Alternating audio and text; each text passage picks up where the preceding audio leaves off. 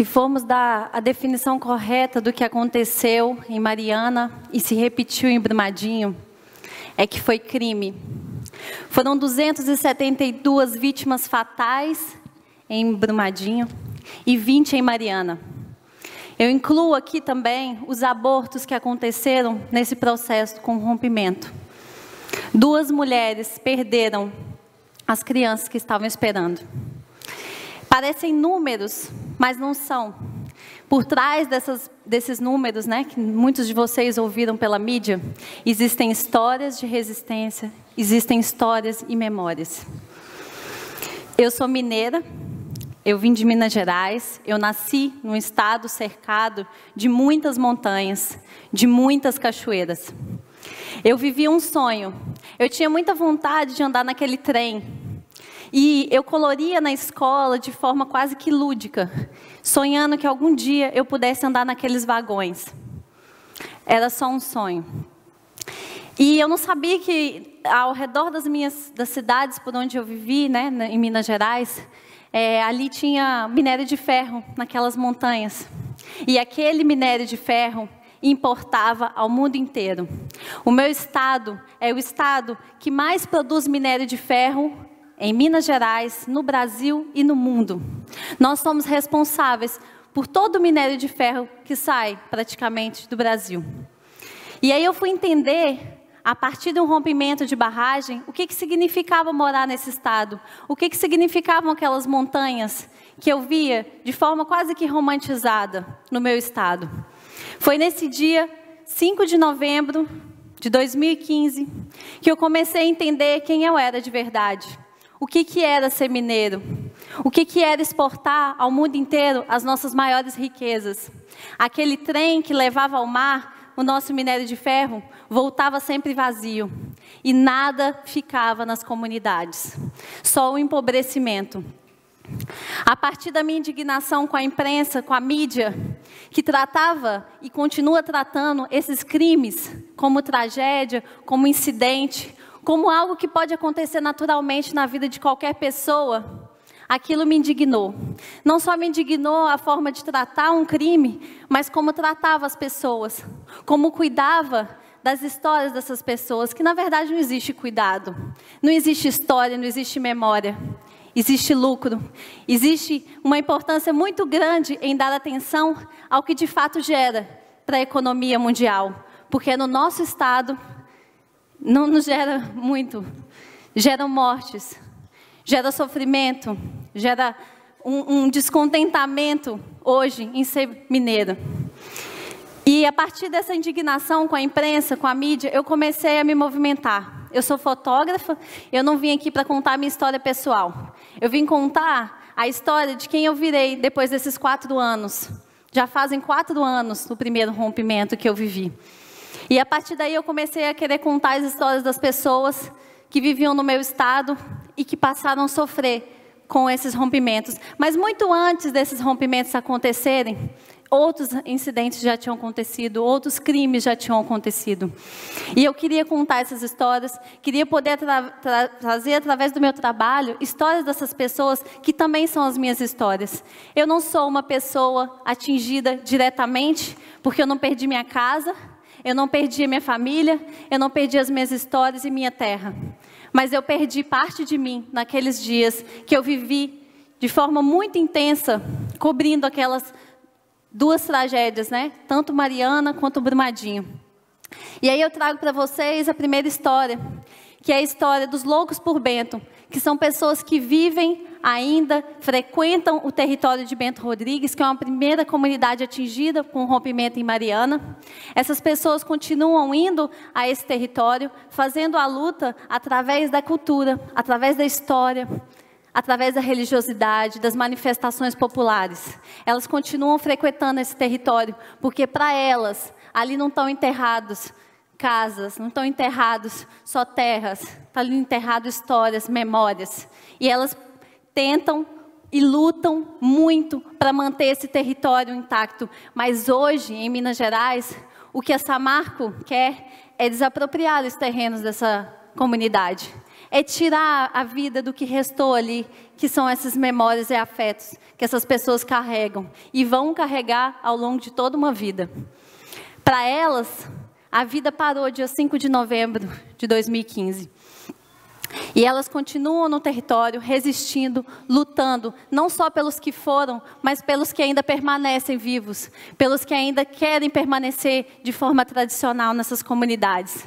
Outra história são das mães de Brumadinho. São mulheres que perderam seus filhos, seus maridos, seus irmãos, perderam seus homens para aquela tragédia, que eles chamam de tragédia, que eu chamo crime. No dia 25 de janeiro de 2019. Já faz quase um ano que aconteceu, mas elas continuam lutando, resistindo e brigando com as mineradoras para que se faça justiça, mas que parem essa forma de fazer mineração que mata, que destrói comunidades. E quando eu digo de destruir, eu não falo só de destruir com aquela lama, que eles chamam de lama, que parece terra, mas não é terra, é rejeito tóxico de mineração. São inúmeros metais que tem ali, presentes naquele rejeito, que contaminam as comunidades. E essas mulheres se reúnem todo dia, 25, no monumento principal da cidade, para dizer que elas estão vivas e que elas vão fazer justiça por esses filhos que elas perderam. Elas são exemplo de resistência, de luta, porque tiveram que sair do luto para fazer luta, para mostrar para outras cidades, outras comunidades, de que a gente tem que lutar pelo território onde a gente vive. Não só pelo onde a gente vive, mas pelos outros territórios que estão hoje em ameaça. Os pataxós, que fazem a resistência, não só porque foram atingidos no rio Paraopeba e perderam um parente. Os indígenas, eles tratam tanto o rio quanto as montanhas como parentes. E nós deveríamos tratar dessa mesma forma, porque a gente depende dessa água. Porque é essa água que chega na nossa casa. Às vezes a gente esquece a origem daquilo que chega para nós de forma que a gente não pensa. Mas são essas pessoas que estão lutando, resistindo há 519 anos no nosso território, para que nós continuemos vivos, para que nós continuemos tendo a nossa água de forma muito confortável nas nossas casas. E hoje, não só perderam o rio, mas também fazem uma luta por demarcação de suas terras. Eles querem permanecer nessa terra, por mais que eles saibam que aquele rio está morto. Assim como o Paraopeba está morto, o Rio Doce está morto. E não existe reparação. Não tem como voltar atrás. Nós matamos 2 rios, 2 ecossistemas, e não matamos só o rio.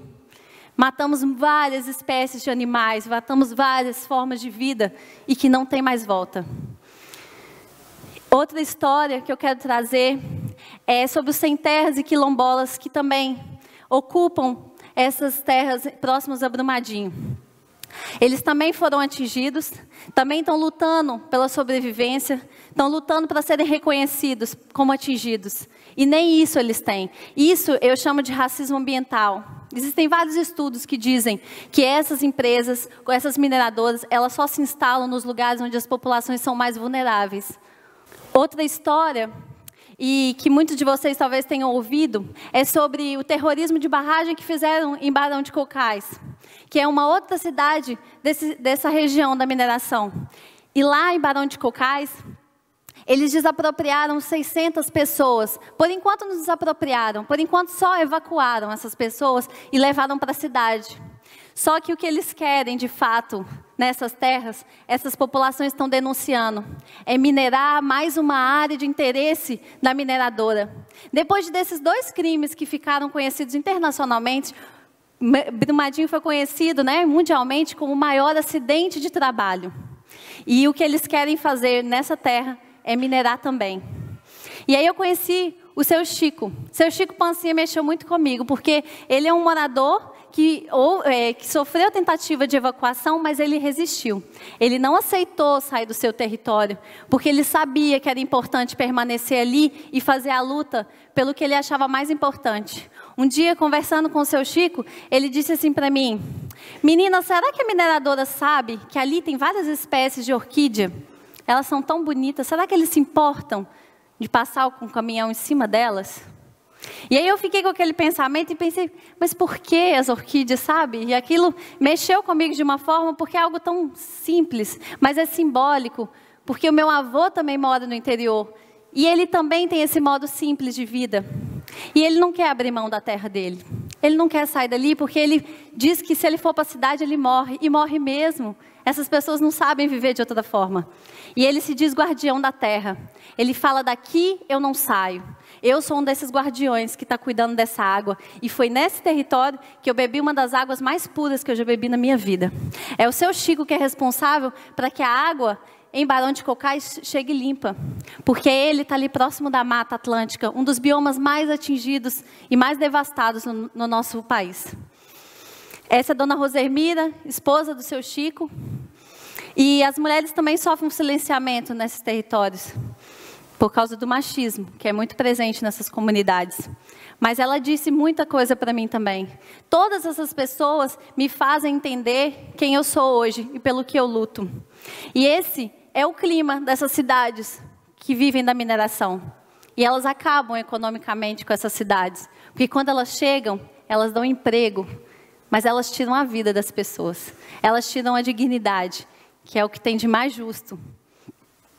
E aí uma outra história, que é no litoral capixaba, no Espírito Santo, as pessoas lutam para serem reconhecidas.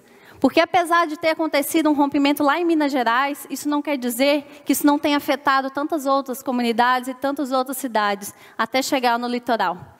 Inclusive essa lama chegou até a Bahia, mas isso foi silenciado também. E essas pessoas lutam pela sobrevivência, porque eles são catadores, pescadores e viviam da pesca. E essas pessoas hoje elas lutam para se manterem vivas, porque toda a água está contaminada. E durante 2 anos essas pessoas passaram bebendo essa água direto do rio. E todas as pessoas estão contaminadas.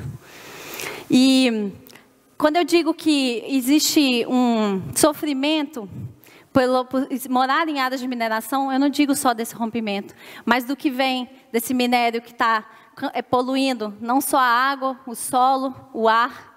Isso chega para as pessoas e elas estão adoecendo. Os índices de suicídio aumentaram. As mortes aumentaram. Não tem mais como contabilizar quantas pessoas estão morrendo com essas tragédias que a gente está permitindo que aconteça. Porque a forma de minerar, a forma como isso tudo tem acontecido, é para colocar os lucros acima da vida dessas pessoas, dessas comunidades, do ecossistema.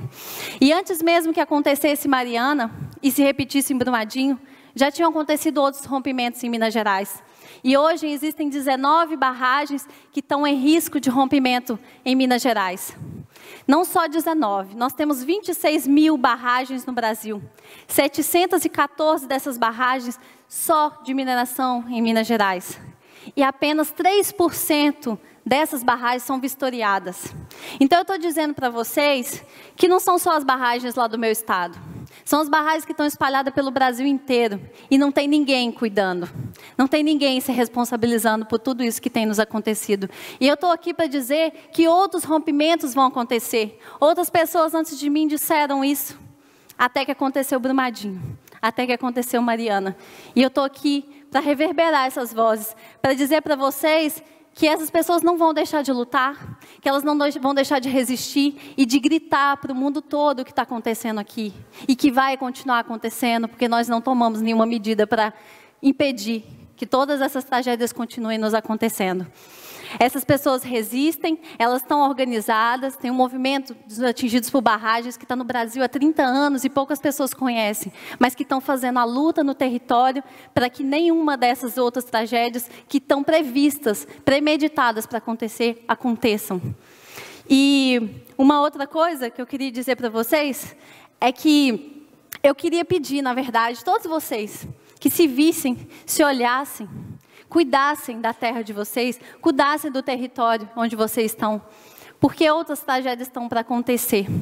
E eu não queria pedir 1 minuto de silêncio, porque eu acho que isso não vai trazer de volta a vida dessas pessoas. Eu só queria pedir para vocês uma vida inteira de luta e de resistência. Somos todos atingidos, todos vocês são atingidos também.